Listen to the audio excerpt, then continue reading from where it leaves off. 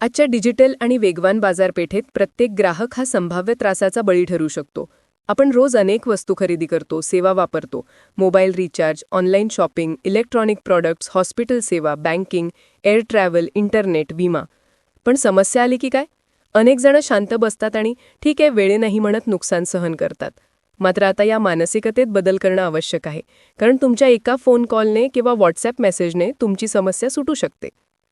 ग्राहक संरक्षण हा केवळ कायद्याचा विषय नाही, तर तुमच्या पैशाचे, तुमच्या कष्टाचे आणि तुमच्या विश्वासाचं रक्षण करण्याचा आधार आहे.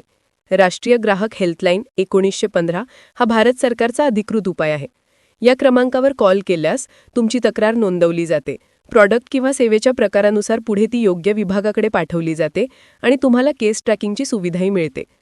आणखी सोपा मार्ग म्हणजे व्हॉट्सअपवर 8800001915 या क्रमांकाला तुमची समस्या, बिल, स्क्रीनशॉट किंवा पुरावे पाठवणे. अनेकदा ज्या ठिकाणी व्यापारी तुम्हाला दुर्लक्ष करतात, तिथे या हेल्पलाईनमुळे ते त्वरित प्रतिसाद देतात.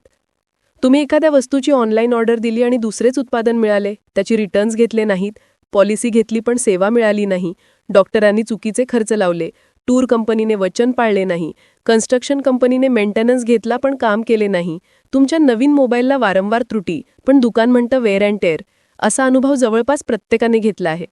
हे प्रसंग एकट्याने झेलण्याची गरज नाही. ग्राहक म्हणून तुम्ही नुकसान झालं म्हणून गप्प बसलात तर पुढचा ग्राहकही त्रास भोगतो.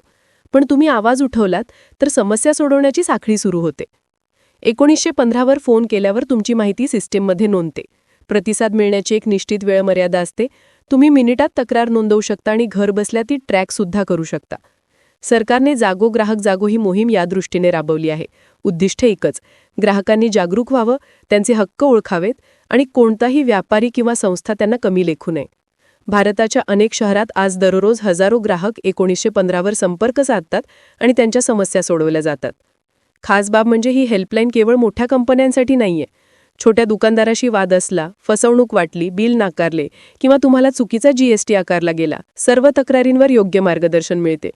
एखादा ऑनलाईन प्लॅटफॉर्म तुमचे पैसे परत करत नसेल तर त्यांनाही अधिकृत नोटीस जाते. त्यामुळे फक्त नुकसान झाले असे बोलण्याऐवजी न्याय मिळाला असे सांगणाऱ्या ग्राहकांची संख्या वाढू लागली आहे.